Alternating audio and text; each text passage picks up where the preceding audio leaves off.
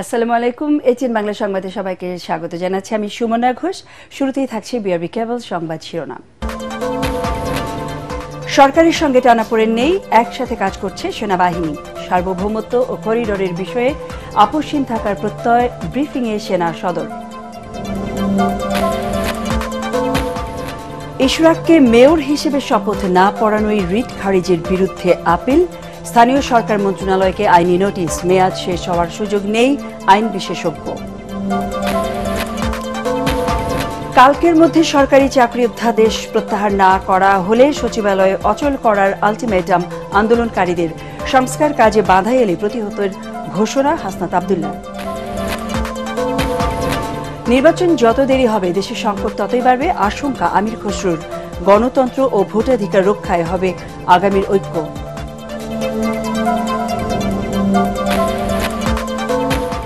এবং বুধবার 4 দিনের সফরে জাপান যাচ্ছেন প্রধান উপদেষ্টা। 7টি সমঝোতা স্মারক সই হওয়ার সম্ভাবনা। $100 কোটি ঋণ সহায়তা চাইবে সরকার। শুনছিলেন বিআরবি কেবল সংবাদ শিরোনাম। এবারে বিস্তারিত সংবাদ। দেশের সার্বভৌমত্ব ও করিডোরের বিষয়ে সেনাবাহিনী আপোষহীন। সরকারের সাথেও কোনো টানাপোড়েন নেই। ঢাকা সেনানিবাসের অফিসার্স মেসে সংবাদ সম্মেলনে সেনা সদরের মিলিটারি অপারেশনস ডাইরেক্টরেটের কর্নেল স্টাফ শফিকুল ইসলাম একথা জানান। জাতীয় নিরাপত্তা বিঘ্নিত হয় এমন কোনো কাজে জড়াবে না সেনাবাহিনী। একটি পোশাক কারখানায় কেএনএফ-এর 30,000 পোশাক পাওয়ার বিষয়টি খতিয়ে দেখা হচ্ছে বলে জানানো হয় সংবাদ সম্মেলনে। মিজান শাহজাহানের রিপোর্ট। দৈনন্দিন আভিযানিক কার্যক্রম সম্পর্কে আপনাদেরকে করিডোর, দেশের নিরাপত্তা ও সার্বভৌমত্ব ইস্যুতে সেনাবাহিনী আপোষহীন মন্তব্য করে সেনা সদর দপ্তর জানিয়েছে, দেশের সার্বভৌমত্ব ক্ষুণ্ণ হয় এমন বিষয় হলে তা প্রতিহত করা হবে। সংবাদ সম্মেলনে এই কর্মকর্তা বলেন, জাতীয় নিরাপত্তা বিঘ্নিত হয় এমন কোনো কাজে জড়াবে না সেনাবাহিনী। সেনাবাহিনী ক্ষমতা নেওয়ারও কোনো ইচ্ছা বা এ ধরনের কোনো আমাদের মধ্যে এ ধরনের কোনো আলোচনা হয়নি। জাতীয় নিরাপত্তা বিঘ্নিত হয় এমন কোনো বিষয়ে সেনাবাহিনী সম্পৃক্ত হবে না। সীমান্তে পুশিন আরশা বাহিনীর সশস্ত্র মহারা নিয়েও কথা বলেন সেনা কর্মকর্তারা। বলেন, আরাকান আর্মির সাথে সরাসরি যোগাযোগ নেই। একটি কারখানায় কেএনএফ-এর 30,000 পোশাক উদ্ধারের বিষয়টিও খতিয়ে দেখা হচ্ছে। অবশ্যই আমরা কম্প্রোমাইজ করিনি বর্ডার, এবং যতক্ষণ পর্যন্ত আমাদের গায়ে বিন্দুমাত্র শক্তি থাকবে, we'll never compromise that. This is our country and we'll protect it at any cost. এটা আপনার দেশ, এটা আমার দেশ। এই দেশের সার্বভৌমত্ব বিনষ্ট হতে পারে কোনো একটা সম্প্রদায়ের মাধ্যমে, এটা কখনোই হবে না। অফিসার্স অ্যাড্রেসে সেনাবাহিনী প্রধানের দেয়া বক্তব্য সংবাদ মাধ্যম ও সামাজিক যোগাযোগ মাধ্যমে যেভাবে প্রচারিত হয়েছে তা সঠিক নয় বলে জানায় সেনা সদর।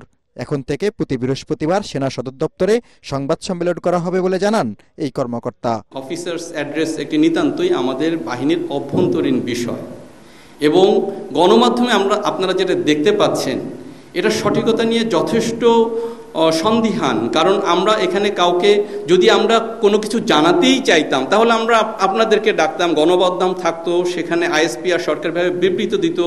আমরা কিন্তু এগুলো কোনো কিছুই করিনি। কেউ যদি মব তৈরি করে বিশৃঙ্খলা সৃষ্টির চেষ্টা করে তার বিরুদ্ধে কঠোর ব্যবস্থা নেবে সেনাবাহিনী। মিজান শাহজাহান, এটিএন বাংলা, ঢাকা। আগামীকালের মধ্যে সরকারি চাকরি অধ্যাদেশ প্রত্যাহার করা না হলে সচিবালয় অচল করার আলটিমেটাম দিয়েছেন কর্মকর্তা কর্মচারীরা। টানা 3য় দিনের মতো বিক্ষোভ করেন তারা। এতে বিঘ্নিত হয় স্বাভাবিক কার্যক্রম।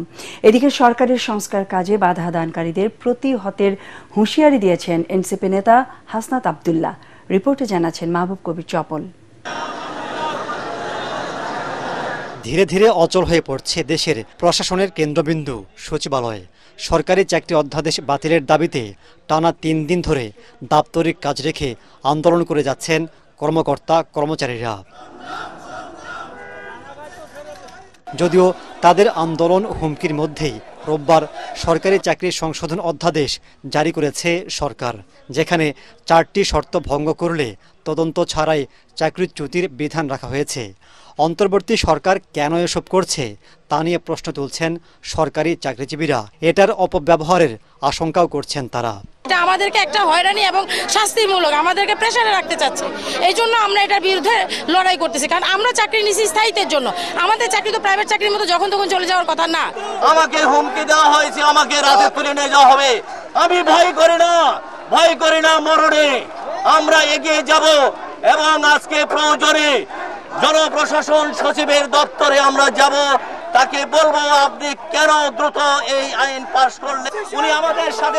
উনি আমাদের সাথে প্রতারণা করেছেন, তার প্রমাণ সেদিন ওখানে অনেক অফিসার ছিলেন, তারা জানেন উনি কমিটমেন্ট করে সেই কমিটমেন্ট রাখেন নাই। আমরা যেসব উপদেষ্টা মহোদয়ের সাথে কথা বলছি ওনারা প্রত্যেকে আমাদেরকে ব্ল্যাকমেইল করছে। দিনভর সচিবালয়ের বিভিন্ন জায়গায় অবস্থান শেষে বিকেলে আইন মন্ত্রণালয়ে বৈঠক করে কর্মকর্তা কর্মচারী ঐক্য পরিষদ। মঙ্গলবারের মধ্যে ওই অধ্যাদেশ প্রত্যাহার করা না হলে বুধবার থেকে কর্মবিরতিতে যাবার হুঁশিয়ারি দেন তারা। আমাদের এই কর্মসূচি ততক্ষণ পর্যন্ত চলমান থাকবে যতক্ষণ না পর্যন্ত এই কালো আইন বা অধ্যাদেশ সম্পূর্ণরূপে প্রত্যাহার না করা হবে। এদিকে চট্টগ্রামে এনসিপি নেতা হাসনাত আব্দুল্লাহ হুঁশিয়ারি দেন, সংস্কার কাজে সচিবালয়ে বাধা এলে প্রতিহত করা হবে। আজকে যখন দেখবেন সরকার কার্যক্রম শুরু করেছে, তারা বাধা হয়ে দাঁড়াচ্ছে যেখানে সহযোগিতা করার দরকার ছিল। আমাদের জীবন থাকতে আমরা স্পষ্ট ভাষায় বলতে চাই, হাসনাত আব্দুল্লাহ বেঁচে থাকতেন, বাংলাদেশে লক্ষ লক্ষ হাসনাত আব্দুল্লাহ রয়েছে, বেঁচে থাকতে এই সংস্কার কার্যক্রমের যদি বাধা বিশেষ করে সচিবালয় থেকে আসে, সেটা কঠোর হস্তে সেটাকে জনগণকে সাথে নিয়ে সেটাকে প্রতিরোধ করা হবে। 14 লাখ সরকারি চাকরিজীবী সারা দেশে আন্দোলনে নামলে সেবা পেতে চরম ভোগান্তি সৃষ্টি হবে বলে আশঙ্কা করা হচ্ছে। মাহবুব কবির চপল, ATN বাংলা, ঢাকা। প্রধান উপদেষ্টা ডক্টর মোহাম্মদ ইউনূসের জাপান সফরে বাজেট সহায়তা হিসেবে স্বল্প সুদে $100 কোটি ঋণ চাইবে বাংলাদেশ। আগামী বুধবার 4 দিনের সফরে জাপান যাচ্ছেন তিনি। পররাষ্ট্র মন্ত্রণালয়ের সংবাদ সম্মেলনে ভারপ্রাপ্ত পররাষ্ট্র সচিব রুহুল আলম সিদ্দিকী জানান, এই সফরের মধ্য দিয়ে 7টি সমঝোতা স্মারক সই হতে পারে। এদিকে ভারতের পুশ ইনের বিষয়ে প্রতিনিয়ত প্রতিবাদ জানানো হচ্ছে বলে জানান ভারপ্রাপ্ত পররাষ্ট্র সচিব। তিনি বলেন, যাদেরকে পাঠানো হয়েছে তাদের বিষয়ে তথ্য যাচাই বাছাই শেষে সিদ্ধান্ত নেবে সরকার। মনির হোসেন তোপ রিপোর্ট। জাপানের টোকিওতে অনুষ্ঠিতব্য 30তম Nikkei forum future of Asia সম্মেলনে যোগ দিতে বুধবার দেশটিতে যাচ্ছেন প্রধান উপদেষ্টা ডক্টর মোহাম্মদ ইউনূস। পররাষ্ট্র মন্ত্রণালয়ের এক ব্রিফিংয়ে ভারপ্রাপ্ত পররাষ্ট্র সচিব রুহুল আলম সিদ্দিকী জানান, 28 থেকে 31 মে পর্যন্ত জাপানে অবস্থান করবেন তিনি। ওনাকে গার্ড অফ অনার দেওয়া হবে এবং রেড কার্পেট অনার করা। 4 দিনের এই সফরে জাপানের প্রধানমন্ত্রী শিগুরু ইশিবার সাথে ডক্টর ইউনূসের দ্বিপাক্ষিক বৈঠক অনুষ্ঠিত হবার কথা রয়েছে। সম্ভাবনা রয়েছে দুই দেশের মধ্যে বিনিয়োগ, জ্বালানি ও বিভিন্ন প্রযুক্তি খাতে 7টি সমঝোতা স্মারক সই হবার। এই বৈঠকে আলোচ্য বিষয়ের মধ্যে থাকবে কৌশলগত বিভিন্ন দ্বিপাক্ষিক ইস্যু, বাণিজ্য, বিনিয়োগ বৃদ্ধি, কৃষি, অবকাঠামো, মানব সম্পদ উন্নয়ন ও সহযোগিতা, আর সবচেয়ে ইম্পর্টেন্ট আরেকটা জিনিস যে রোহিঙ্গা রিপ্যাট্রিয়েশনের বিষয়ে জাপানের সহযোগিতা। এদিকে গত মাসের শেষ সপ্তাহ থেকে সিলেট, সুন্দরবন, খাগড়াছড়ি সহ দেশের বিভিন্ন সীমান্ত দিয়ে জোরপূর্বক অনুপ্রবেশ করাচ্ছে ভারত। সঠিক নিয়ম না মেনে একের পর এক পরিচয়হীন ব্যক্তিদের জোরপূর্বক অনুপ্রবেশে উদ্বিগ্ন সরকার। সাংবাদিকদের প্রশ্নের জবাবে ভারপ্রাপ্ত পররাষ্ট্র সচিব জানান, কূটনৈতিক শিষ্টাচার বহির্ভূত এসব পুশিনের প্রতিনিয়ত প্রতিবাদ জানাচ্ছে বাংলাদেশ। তখনই আইডেন্টিফাই করতে পারবেন যদি ওটার কোনো ট্রাভেল ডকুমেন্ট থাকে বা এরকম কিছু থাকে, সেগুলো তাদের কাছে কিছু নাই। শুধু নাম দিয়ে কি আপনি আইডেন্টিফাই করবেন যে মোহাম্মদ কাসিম, 2 জন আছে, সুতরাং এই কাসিম ওই কাসিম।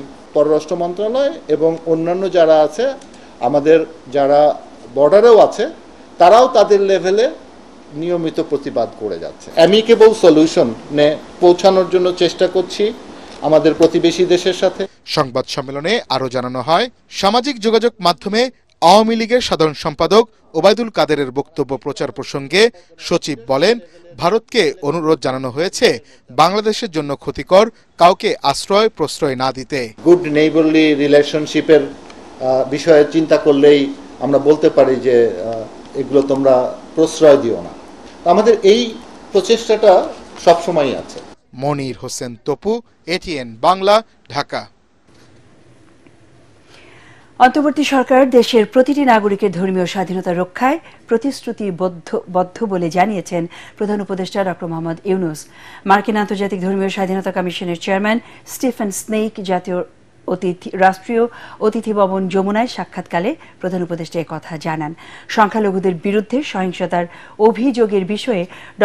ইউনূস অন্তর্বর্তী সরকারের স্বচ্ছতার কথা তুলে ধরেন। তিনি বলেন, জুলাই গণ অভ্যুত্থান, সংখ্যালঘু নির্যাতন ও ধর্মীয় উগ্রবাদের বিষয়ে মিথ্যা অপপ্রচার চালাচ্ছে বিদেশি কিছু মিডিয়া। এ সময় রোহিঙ্গা সংকট নিরসনে সহযোগিতা চেয়ে ড. ইউনূস বলেন, রোহিঙ্গা শিবিরে একটি ক্ষুব্ধ তরুণ প্রজন্ম বেড়ে উঠছে, আমাদের তাদের সহযোগিতা করতে হবে।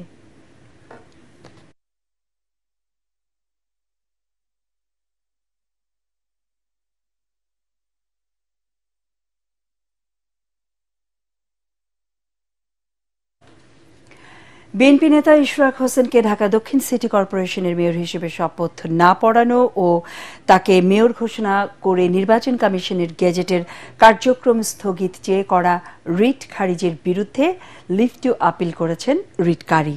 আগামীকাল এই বিষয়ে শুনানি হবে বলে জানিয়েছেন রিটকারীর আইনজীবী। এদিকে সোমবারের মধ্যে ইশরাককে শপথ পড়াতে স্থানীয় সরকার মন্ত্রণালয়কে আইনি নোটিশ পাঠিয়েছেন তার আইনজীবী।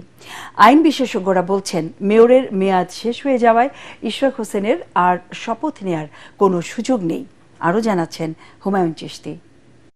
বিএনপি নেতা ইশরাক হোসেনকে ঢাকা দক্ষিণ সিটি কর্পোরেশনের মেয়র হিসেবে শপথ না পড়ানো এবং তাকে মেয়র ঘোষণা করে নির্বাচন কমিশনের গেজেটের কার্যক্রম স্থগিত চেয়ে গত 13 মে হাইকোর্টে রিট করেন সুপ্রিম কোর্টের আইনজীবী মামুনুর রশিদ। টানা 2 দিন শুনানির পর বৃহস্পতিবার রিটটি খারিজ করে দেন হাইকোর্ট।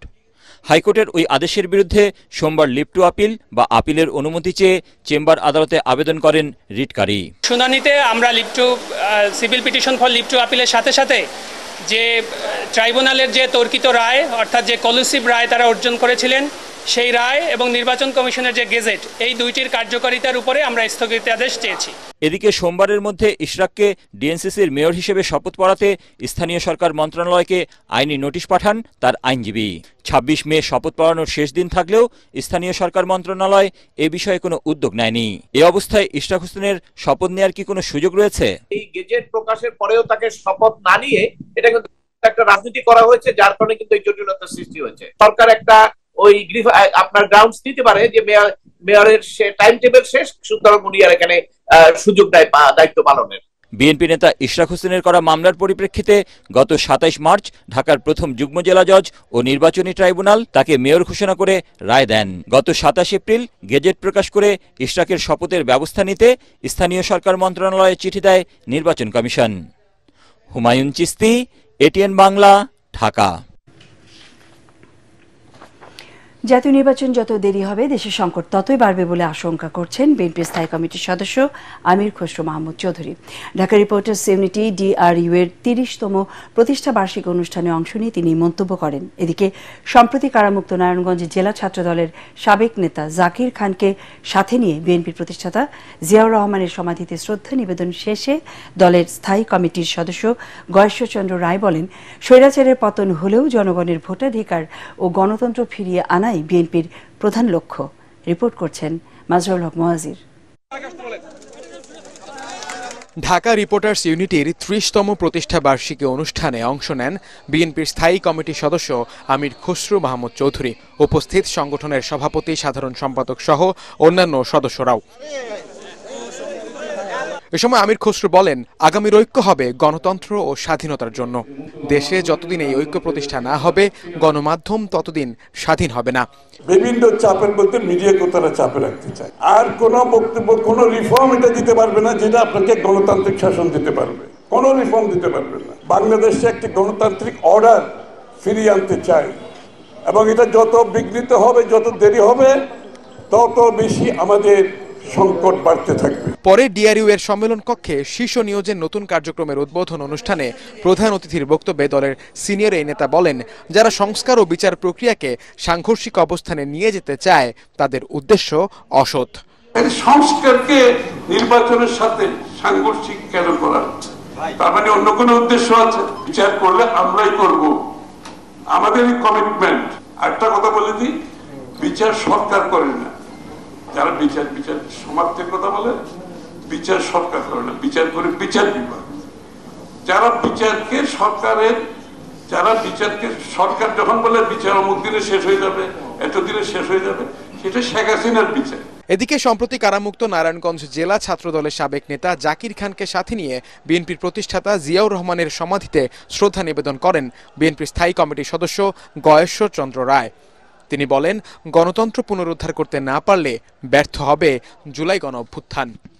শুধুমাত্র একটি সুষ্ঠু অবাধ নির্বাচনের মাধ্যমে জনগণের ভোটাধিকার প্রতিষ্ঠার লড়াইয়ে আমরা আজকে অব্যাহত আছি। বৈষম্য বিরোধী আন্দোলন, এই যে সম্মিলিত লড়াইয়ের ফসল, এই ফসল যদি জনগণ না পায়, জনগণের যে দেশের মালিক, জনগণই সকল ক্ষমতার উৎস, এটা প্রতিষ্ঠা করাই এখন আমাদের মূল।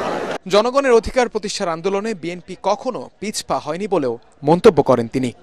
মাজহারুল হক মুহাজির, এটিএন বাংলা, ঢাকা। নারী সংস্কার কমিশনের সুপারিশমালায় বিতর্কিত ও সাংঘর্ষিক ধারাগুলোর বৈধতা চ্যালেঞ্জ এবং এসব ধারা পর্যালোচনার জন্য বিশেষজ্ঞ কমিটি গঠনের নির্দেশনা চেয়ে করা রিট খারিজ করে দিয়েছে হাইকোর্ট।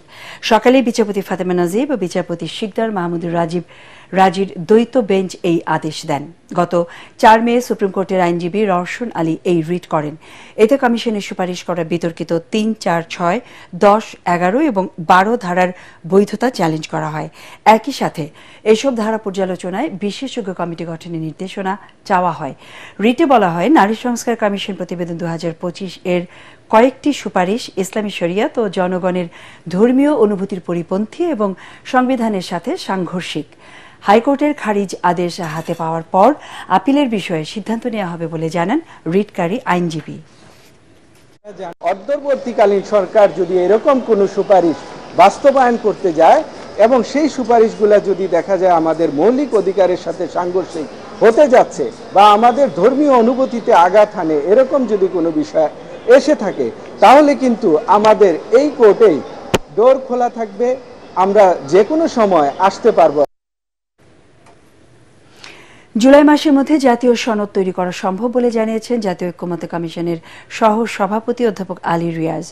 জাতীয় সংসদ ভবনের এলডি হলে সংবাদ সম্মেলনে তিনি বলেন, তত্ত্বাবধায়ক সরকার, দ্বিকক্ষ বিশিষ্ট আইনসভা, নিম্নকক্ষে নারীদের জন্য 100 আসনের বিষয়েও এক ধরনের ঐক্যমত্য রয়েছে। তবে জাতীয় সাংবিধানিক কাউন্সিল এবং একই ব্যক্তি প্রধানমন্ত্রী হিসেবে কতবার নির্বাচিত হবেন, রাষ্ট্রপতির নির্বাচন এবং সংবিধান সংশোধন প্রক্রিয়া কি হবে, এসব বিষয়ে রাজনৈতিক দলগুলো আরও আলোচনার তাগিদ দিয়েছেন বলেও জানায় ঐক্যমত্য কমিশন। রিপোর্ট করছেন আদ্দিন সজীব। সংস্কার কমিশনের সুপারিশের ভিত্তিতে দেশের রাজনৈতিক দলগুলোর সঙ্গে দফায় দফায় বৈঠকে বসে জাতীয় ঐক্যমত্য কমিশন। তবে দলগুলো নীতিগতভাবে বা আংশিকভাবে একমত হয়েছে। তত্ত্বাবধায়ক সরকার পুনঃপ্রতিষ্ঠা, দ্বিকক্ষ বিশিষ্ট সংসদ, রাষ্ট্রপতির ক্ষমতা নির্ধারণ সংশোধন এবং আইনসভার স্থায়ী কমিটির সভাপতিত্বের পদগুলো বিরোধী দলের সংসদ সদস্যদের দেওয়ার বিষয়ে ঐক্যমত্য রয়েছে বলে জানান কমিশনের সহসভাপতি অধ্যাপক আলী রিয়াজ।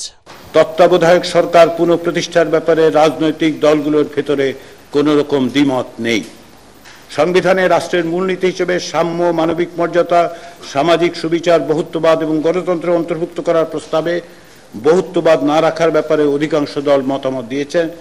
অন্য 4টি মূলনীতির ব্যাপারে এক ধরনের ঐকমত্য আছে। সংসদে নিজ দলের বিপক্ষে ভোট দেওয়ার ক্ষেত্রে যে বিধান, তা পরিবর্তনের ব্যাপারে ঐকমত্য হলেও কি কি বিষয়ে দলের পক্ষে ভোট দেওয়া বাধ্যতামূলক হবে তার একটি আংশিক তালিকার ব্যাপারে ঐকমত্য হয়েছে।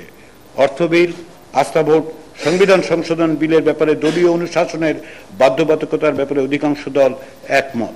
তবে বেশ কিছু গুরুত্বপূর্ণ সাংবিধানিক প্রশ্নে এখনো ঐক্যমত্যে পৌঁছানো যায়নি বলেও জানান তিনি, যার মধ্যে একই ব্যক্তি কতবার প্রধানমন্ত্রী নির্বাচিত হতে পারবেন, রাষ্ট্রপতি নির্বাচন এবং সংবিধান সংশোধন প্রক্রিয়া কি হতে পারে তা এখনো অমীমাংসিত। বিচার বিভাগের বিকেন্দ্রীকরণের কাঠামো, তত্ত্বাবধায়ক সরকারের প্রধান উপদেষ্টা নিয়োগ, তত্ত্বাবধায়ক সরকারের মেয়াদ, জাতীয় সাংবিধানিক কাউন্সিল বা এনসিসি গঠন, একই ব্যক্তি প্রধানমন্ত্রী হিসেবে কতবার নির্বাচিত হতে পারবেন, একজন সংসদ সদস্য কতগুলো পদে থাকতে পারবেন, রাষ্ট্রপতি নির্বাচনের প্রক্রিয়া কি হবে, সংবিধান সংশোধন প্রক্রিয়া কি হবে, এই ধরনের মৌলিক কাঠামোগত গুরুত্বপূর্ণ বিষয়গুলো অমীমাংসিত থেকে গেছে। তবে এসব বিষয়ে অনেক দলই আরও আলোচনার কথা বলেছেন এবং আলোচনায় নমনীয়তা প্রদর্শন করেছেন। ঐকমত্য কমিশন জানায় শিগগিরই শুরু হবে রাজনৈতিক দলগুলোর সঙ্গে দ্বিতীয় পর্যায়ের আলোচনা। এর মাধ্যমে জুলাই মাসের মধ্যেই জাতীয় সনদ প্রস্তুত করা সম্ভব হবে।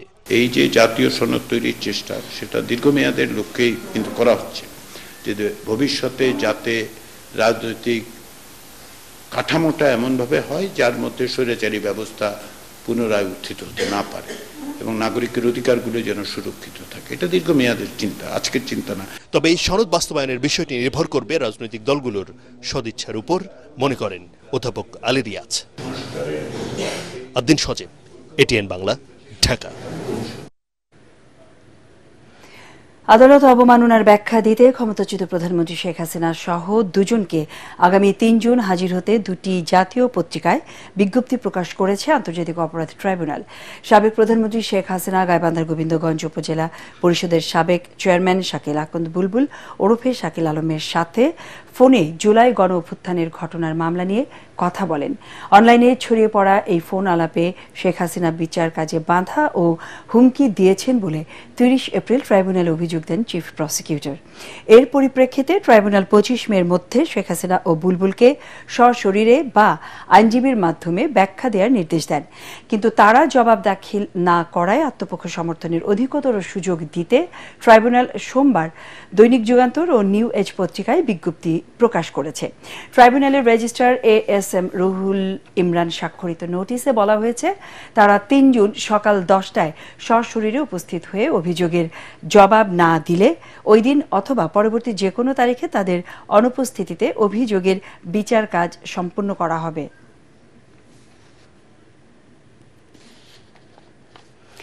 উন্নয়নমূলক কর্মকাণ্ডের হিসেব শুধুমাত্র কাগজে কলমে থাকলে হবে না, বরং বাস্তবতার নিরিখে চিন্তা করতে হবে বলে জানিয়েছেন অর্থ উপদেষ্টা ডক্টর সালেহ উদ্দিন আহমেদ। রাজধানীর একটি হোটেলে উন্নয়নমূলক প্রকল্পের মূল্যায়ন, জবাবদিহিতা ও নৈতিকতা শীর্ষক সেমিনারে তিনি একথা বলেন। এ সময় উপদেষ্টা বলেন, সাধারণ মানুষের উপকারে আসে এমন প্রকল্প নিতে হবে, এতে দেশের অর্থনৈতিক ও আর্থসামাজিক উন্নয়ন ত্বরান্বিত হবে।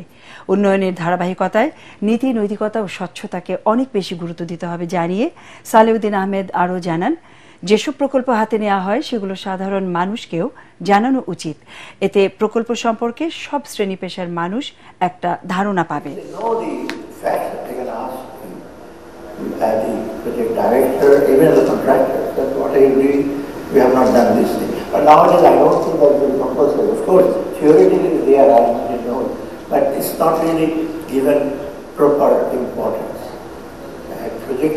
দেখি গ্রামের লোক কি করছেন, sir, it is a portrait, but they are not. It's written, but they are not implemented. So this is very important for that. Feedback of the implementers, feedback of the government officials, and final, of course, feedback from the donor. That is very important. বিগত সরকারের সময় এত বেশি অপ্রয়োজনীয় প্রকল্প চলমান রয়েছে যে অন্তর্বর্তী সরকারের নতুন করে প্রকল্প নেওয়ার সুযোগ নেই বলে মন্তব্য করেছেন পরিকল্পনা উপদেষ্টা ডক্টর ওয়াহিদ উদ্দিন মাহমুদ। রাজধানীর একটি হোটেলে বাংলাদেশ ইকোনমিক করিডোর ও লজিস্টিক্স উন্নয়ন বিনিয়োগ সম্ভাবনা নিয়ে সেমিনারে এসব বলেন তিনি। পরিকল্পনা উপদেষ্টা আরও বলেন, আগামী দিনগুলোতে অর্থনীতির ব্যাপ্তি ঘটাতে চাইলে বন্দর সুবিধা বাড়ানো খুব জরুরি। একটা সরকার যদি অল্প সময়ের জন্য আসে এবং সেখানে যদি উত্তরাধিকার সূত্রে অসংখ্য চলমান প্রকল্প থাকে যেগুলোর মধ্যে অনেক ত্রুটি বিচ্যুতি আছে, তখন সেই প্রকল্পগুলো ত্রুটি বিচ্যুতি ঠিক করে সেগুলোকে চলমান করে শেষ করাটাই একমাত্র আসল কাজ। নতুন প্রকল্প নিয়ে নতুন কৌশলে উন্নয়ন বাজেটকে সাজানোর তো সুযোগ নেই। সরকারি নীতি সহায়তা ও নিয়মিত বাজেট বরাদ্দ পেলে শুধু অতি ক্ষুদ্র ও ক্ষুদ্র মাঝারি খাতেই বছরে ৭৮ লাখ মানুষের কর্মসংস্থান সম্ভব। পাশাপাশি বেকারত্ব কমাতে ঢাকার বাইরে নতুন নতুন উদ্যোগ প্রতিষ্ঠায় সরকারের কার্যকর নীতিমালার বাস্তবায়ন চান বিশ্লেষকরা। বাজেটকে সামনে রেখে সহজ শর্তে কম সুদে ঋণ চান সিএমএসএমই খাতের উদ্যোক্তারা। শরফুল আলমের রিপোর্ট। শাফাত কাদির 2018 সালে 5 বন্ধু মিলে 5 লাখ টাকা বিনিয়োগে গড়ে তোলেন ইন্টেরিয়র ডিজাইন আর দেশের ব্র্যান্ডিংয়ের ঐতিহাসিক স্থাপনার ছোট ছোট প্রতিরূপের নানা সামগ্রী। একজন কর্মচারী নিয়ে তাদের উদ্যোগ, হাতবাক্সের এখন কর্মী সংখ্যা 100-এর বেশি। দেশের ব্র্যান্ডিং, ঐতিহাসিক স্থাপনার ছোট প্রতিরূপ তৈরি হচ্ছে তাদের কারখানায়। Miniature replica, fridge magnet replica, photo frame, card holder, calendar সহ 20 বিভাগে 200 ধরনের পণ্য স্থানীয় বাজারে চাহিদা মিটিয়ে যাচ্ছে ইউরোপ, আমেরিকা, অস্ট্রেলিয়ায়। বছরে এখন 6 থেকে 7 কোটি টাকার এসব পণ্য বিক্রি হচ্ছে। নেক্সট 5 বছরে ইচ্ছা এটা অ্যাটলিস্ট 300+ এমপ্লয়ি হয়। এবং আমি যেটা মনে করি যে উদ্যোক্তা লক্ষ্যটা থাকা উচিত যে যত বেশি এমপ্লয়মেন্ট সৃষ্টি করা যায়। বাজেট আসতেছে, এসএমইর জন্য একটু সেপারেটভাবে চিন্তা করা, কারণ দেখেন 16% বা 17% ইন্টারেস্ট রেট দিয়ে আসলে ব্যবসা বড় করা যায় না। 2024 সালের অর্থনৈতিক সমীক্ষা বলছে দেশে এসএমই ব্যবসা প্রতিষ্ঠানের সংখ্যা প্রায় 1.25 কোটি। জিডিপিতে এই শিল্পের অবদান প্রায় 30%। 2013 সালের সমীক্ষায় এই খাতে 2 কোটিরও বেশি কর্মসংস্থানের কথা বলা হলেও 2024 সালের সমীক্ষায় তা প্রায় 2.5 কোটি। আর মোট শিল্প প্রতিষ্ঠানের মধ্যে 99 ভাগই রয়েছে এসএমই খাতের দখলে। তবে সিএসএমই খাতের 70% প্রতিষ্ঠানেই ঢাকার বাইরে। এ খাতের উন্নয়নে সরকার এসএমই নীতিমালা 2019 বা এসএমই ফাউন্ডেশনের অনুকূলে নিয়মিত কোনো বাজেট বরাদ্দ না থাকায় সরকারের সেবার বাইরে থাকছেন অধিকাংশ উদ্যোক্তা। আমাদের শক্তি এবং সামর্থ্য আসলে যে পরিমাণ এসএমই যে সংখ্যা এর তুলনায় অনেক কম। এই চ্যালেঞ্জগুলো যদি আমরা যথাযথভাবে মোকাবেলা করতে না পারি তাহলে কিন্তু আমাদের দেশের অর্থনীতি ক্ষতিগ্রস্ত হবে। দেশীয় বাজার ভিত্তিক যে সমস্ত খাতগুলো রয়েছে এই খাতগুলোর মূল প্রাণসূত্র হচ্ছে এসএমই। এসএমইর অবদানটি আমাদের অর্থনীতির জন্য বড়, কিন্তু দুর্ভাগ্যবশত তার রাজনৈতিক অবস্থানের কারণে এবং রপ্তানিমুখী খাতের সাথে তার দুর্বল সংযোগের কারণে তারা এখন পর্যন্ত জাতীয়ভাবে সেইভাবে স্বীকৃতি পায়নি। সিএসএমই খাতের সম্প্রসারণে কর্পোরেট সাপ্লাই চেইন প্রতিষ্ঠানগুলোকে এগিয়ে আসার পরামর্শ দিয়েছেন বিশ্লেষকরা। শরফুল আলম, এটিএন বাংলা, ঢাকা। এবারে আল আরাফা ইসলামী ব্যাংক অর্থ সংবাদ।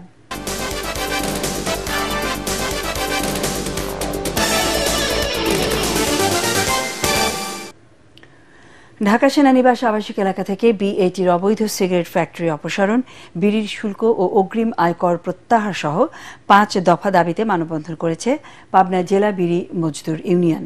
মানববন্ধন শেষে জেলা প্রশাসকের মাধ্যমে প্রধান উপদেষ্টা বরাবর 5 দফা দাবি সম্মিলিত স্মারক লিপি প্রদান করেন তারা। জাহিদুল আলমের রিপোর্ট। ঢাকা সেনানিবাস আবাসিক এলাকা থেকে বিএটির অবৈধ সিগারেট ফ্যাক্টরি অপসারণের দাবি জানিয়েছে পাবনা জেলা বিড়ি মজদুর ইউনিয়ন।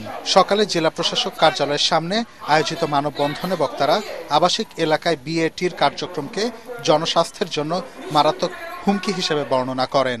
বিড়ি একটি দেশীয় শ্রমনির্ভর শিল্প উল্লেখ করে তারা শুল্ক প্রত্যাহার সহ এই শিল্পটিকে টিকিয়ে রাখতে কার্যকর পদক্ষেপ নিতে সরকারের প্রতি আহ্বান জানান।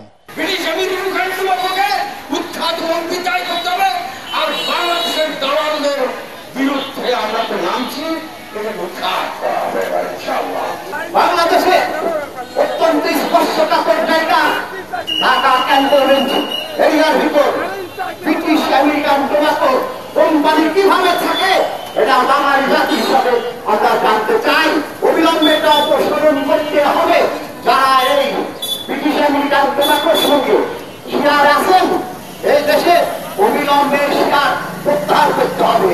মানববন্ধন শেষে প্রধান উপদেষ্টা বরাবর 5 দফা দাবি সম্বলিত স্মারকলিপি জেলা প্রশাসকের নিকট হস্তান্তর করেন সংগঠনের সদস্যরা।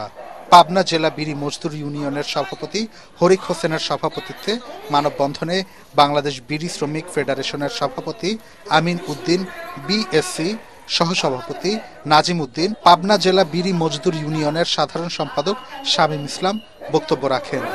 Bureau report, ATN Bangla. দেশের মোটরসাইকেল খাতের পথ প্রদর্শক রানার অটোমোবাইলস পিএলসি নিয়ে এলো দেশের বাজারে পরিবেশ বান্ধব ও বিশ্বের ১ নম্বর ইলেকট্রিক স্কুটার ব্র্যান্ড ইয়াদিয়ার বেশ কয়েকটি মডেলের স্কুটার। বাংলাদেশ চায়নার ফ্রেন্ডশিপ কনফারেন্স সেন্টারে আনুষ্ঠানিক উদ্বোধনের মধ্য দিয়ে এসব স্কুটারের পরিচিতি তুলে ধরা হয়। অনুষ্ঠানে স্কুটারগুলোর আধুনিক সব ফিচার নিয়েছিল বিভিন্ন আয়োজন। ক্রেতারা ভেন্যুতে স্কুটার টেস্ট রাইড করার সুযোগ পেয়েছেন। এ সময় উপস্থিত ছিলেন রানার গ্রুপের chairman Hafizur Rahman Khan, vice chairman Mozammel Hossain, MD Nazrul Islam, chief business officer Abu Hanif এবং ইয়াদিয়া ব্র্যান্ডের general manager of global sales mister Hu সহ রানার অটোমোবাইলস পিএলসির কর্মকর্তারা।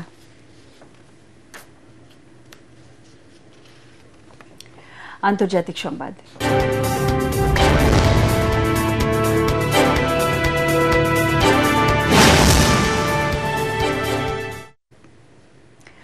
ফিলিস্তিনের অবরুদ্ধ গাজা ভূখণ্ডে একটি স্কুলে ইসরায়েলি বোমা হামলায় রেড ক্রস কর্মী এবং সাংবাদিক সহ অন্তত ১৯ জন নিহত হয়েছেন।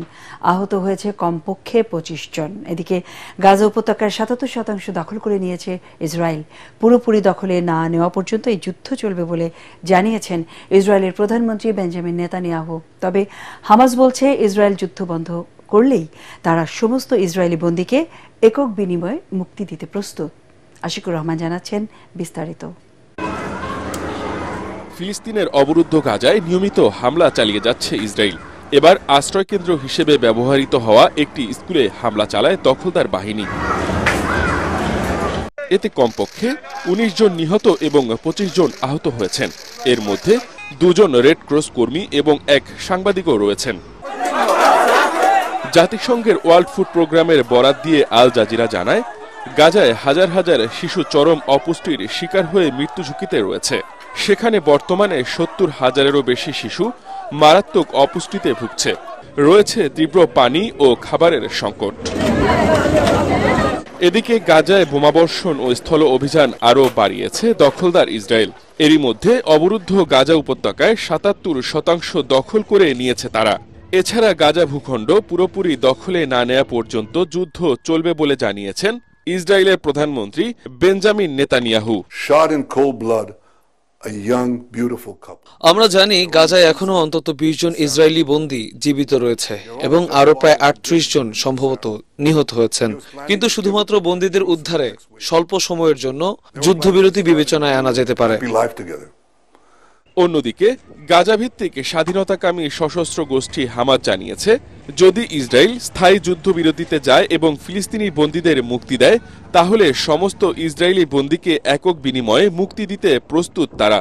কিন্তু নেতানিয়াহু এই শর্ত পুরোপুরি প্রত্যাখ্যান করেছেন। আশিকুর রহমান, এটিএন বাংলা। এবারে খেলার খবর।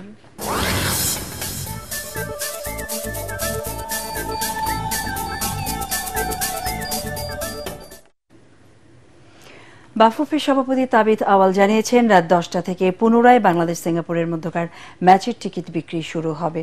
সকালে পল্টন ময়দানে বাংলাদেশ স্পোর্টস জার্নালিস্ট অ্যাসোসিয়েশন আয়োজিত কুল মিডিয়া কাপ ফুটবল টুর্নামেন্ট উদ্বোধনের পর এই কথা বলেন তিনি। 10 জুন এশিয়ান কাপ বাছাই পর্বের ম্যাচে সিঙ্গাপুরের মুখোমুখি হবে বাংলাদেশ। ঢাকা স্টেডিয়ামে ম্যাচটি অনুষ্ঠিত হবে। বাফুফের টিকিটিং পার্টনার টিকিফাইয়ের সার্ভার সাইবার আক্রমণের শিকার হলে টিকিট বিক্রি ব্যাহত হয়। যে সাইবার অ্যাটাক যেটা হয়েছে আমাদের ওয়েবসাইট এবং টিকিটিং প্ল্যাটফর্মের উপরে, সেটা কিন্তু মূলত হয়েছিল বিকজ একটা বা দুটো আইপি অ্যাড্রেস থেকে চেষ্টা করেছিল ব্যাপকভাবে টিকিটগুলোকে ব্লক করার জন্য। নিয়মিত ব্ল্যাক মার্কেট এগেনস্টে আমরা অভিযান চালাবো। টিকিট কেনার থেকে শুরু করে স্টেডিয়ামে প্রবেশ করা পর্যন্ত আমরা একটা নজরদারিতে রাখবো। সব কিছু করছি যেন মানে একদম সাধারণ ফ্যান, লয়াল ফ্যান যেন টিকিটটা নিজের হাতে নিতে পারে, কারো ব্রোকার বা কারো মাধ্যমে নয়। রাইজিং বেডিকে 2-0 গোলে হারিয়ে বিএসজেএস 6 অ্যাসাইড ফুটবল টুর্নামেন্টে শুভ সূচনা করেছে এটিএন বাংলা। পল্টন মাঠে গ্রুপ পর্বের ম্যাচে বল দখল আর আক্রমণের শুরু থেকে এগিয়ে থাকে দেশের প্রথম স্যাটেলাইট চ্যানেলের ফুটবলাররা। কিন্তু প্রতিপক্ষ গোল রক্ষকদের দৃঢ়তায় প্রথমার্ধে কোনো গোল পায়নি তারা। নির্ধারিত সময়ের খেলা শেষ হওয়ার 1 মিনিট আগে দলকে এগিয়ে নেন মুশফিকুর রহমান। 1 মিনিট পরেই রাইজিং বেডির জালে দ্বিতীয়বার বল পাঠান কামরুজ্জামান রাজীব। ম্যাচ সেরা হন এটিএন বাংলার মুশফিকুর রহমান। শ্বাসরুদ্ধকর ম্যাচে শেরাটন ঢাকাকে হারিয়ে বিহার চ্যাম্পিয়ন্স লিগ ক্রিকেটের শিরোপা জিতেছে দ্য ওয়েস্টিন হোটেল। বাংলাদেশের বিভিন্ন প্রান্তের 20টি হোটেলের ক্রিকেটারদের নিয়ে গত 8 মে শুরু হয় এই প্রতিযোগিতা। মূলত এই পেশায় সংযুক্ত সকলের মধ্যে মেলবন্ধন তৈরি করতেই এই টুর্নামেন্টের আয়োজন করা হয়েছে। খেলা শেষে বিজয়ীদের হাতে পুরস্কার তুলে দেন বেসামরিক বিমান পরিবহন ও পর্যটন মন্ত্রণালয়ের সিইও আবু তাহির মোহাম্মদ জাবের। এ সময় উপস্থিত ছিলেন বিসিবি পরিচালক ইফতেখার রহমান সহ বিভিন্ন হোটেলের কর্মকর্তারা।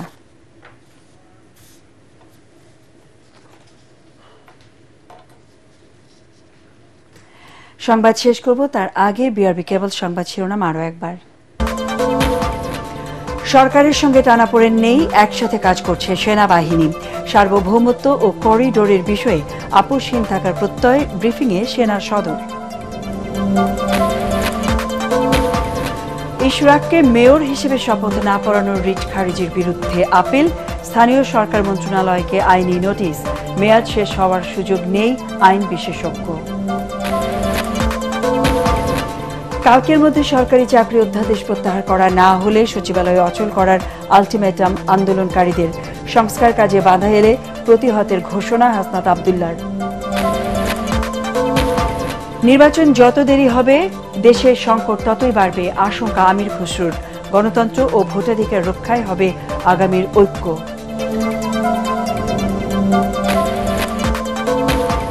এবং বুধবার 4 দিনের সফরে জাপান যাচ্ছেন প্রধান উপদেষ্টা।